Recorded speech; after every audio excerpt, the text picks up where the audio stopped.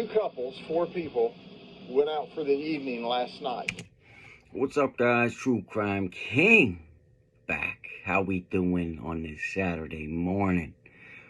All right, so what I'm about to show you is what not to do if you have a girlfriend and she wants to stay with another man, right? I would personally leave her there, and that would be the last time that I ever saw that girl, right? But this guy, he decided he was going to go back and try and get her. So I'm going to try and help some of you guys out and show you what not to do if your girl doesn't want to come with you, okay? So here we go. And they returned home at about 4 a.m. this morning. When I say return home, one person of the four lives at this residence whose address we're not permitted to hand out because they are a victim of a crime. And real quick, one thing I like about Mr. Grady Judd here is he tells it straight. He tells it like it is, just like I do, you know. He releases as much as he can, as soon as he can, and he's totally transparent, and that's what I like. So the two males and two females arrive at this particular residence, and after some period of time, an argument occurs between a girlfriend and a boyfriend, and it becomes a very heated argument. The boyfriend says, "I'm leaving," so he and the other male get in the car and leave. The girlfriend says, "I'm staying here," and the house she's staying at is not her house, but is the house of the victim. Again, we don't know what the relationship was with the guy's girlfriend and the guy that she wanted to stay at the house with. I mean, it might not have been a sexual thing. Maybe her boyfriend was just acting crazy and she didn't want to go with him. We don't know all of that. But what I do know is that the boyfriend should not have done what you're about to hear. So the two ladies are at the victim's house. The two guys have now departed. They've left.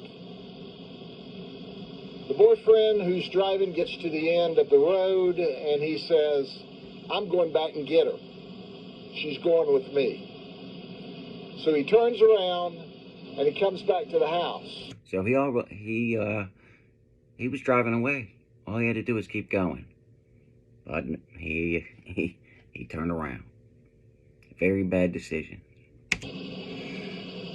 Now the friend that's with him, who's not been drinking, says, "Hey, let's just leave. Let's just go." So he says, "No, she's going with me." So he arrives at the residence and he begins kicking and banging on the front door, demanding that his girlfriend come outside. That's mistake number one. Well, that's the second mistake. The first mistake was turning around. Second mistake, kicking the door, trying to get in, right?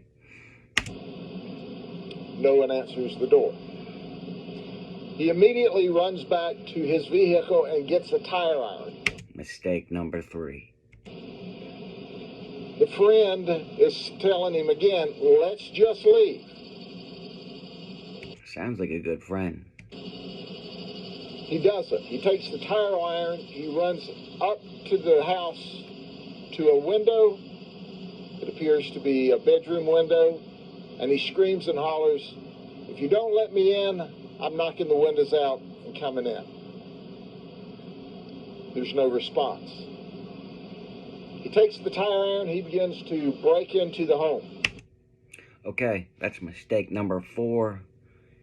And at that point, you're out of mistakes. That's it, right? That's the last mistake he ever made. He tears through the screen. He breaks the glass with a tire iron, and the homeowner shoots, and there's where he dies. At the scene, you can see the tire iron at his feet. He's deceased from his gunshot wound. All of the information we give you this morning is preliminary information, and certainly it's subject to change as the investigation continues throughout the day. However, at this early stage of the investigation, it appears that the shooter was perfectly legal. And don't forget, in Florida, they have a stand your ground law, right? He doesn't have a duty to retreat. He's in his own house. Someone's coming in. He's fearing for his life. The guy's breaking in his house with a tire iron, right? So, as the sheriff just said, he was perfectly within his rights. The guy just made too many mistakes, The shooter was perfectly legal to defend her home from a burglar. I just want some, you guys out there to learn from this, especially the guys. If this happens to you, just leave, okay? Deal with it the next day. This is another incident where you just should have left. But when you came back to the house, it's not your home, and you tried to break in to get a girlfriend who didn't want to go with you. She didn't want to go with her boyfriend, right? That says something, doesn't it? And you're shot and killed while breaking into the house with a tire iron. That's a bad choice. It's a bad choice. And like I said, he made multiple bad choices in a matter of minutes. And now he won't be able to make any choices, good or bad, ever again, right? So, was it worth it? So yeah, that's what I wanted to show you guys. And don't forget, once I reach 30 members, that's when the giveaways start. But you have to be a member. Check out my post in the community tab for all the details. And until next time, guys, True Crime King out.